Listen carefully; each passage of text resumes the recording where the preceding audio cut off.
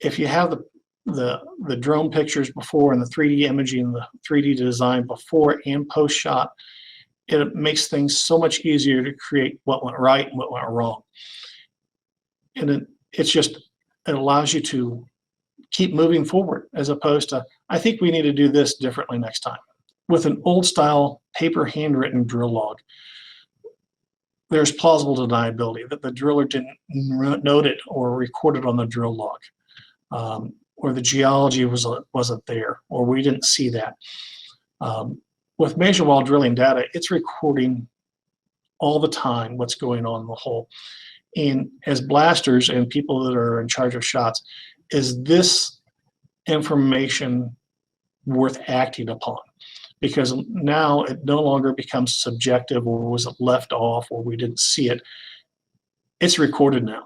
And plausible deniability on what went wrong is less and less towards the driller. And as a blaster, that is something that is concerning to them.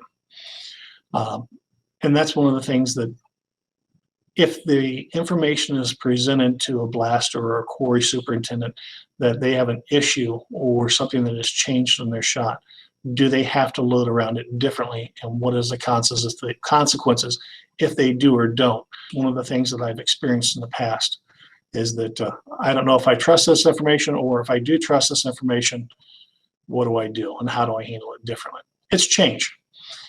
And it's changed from where we have been and where we're going.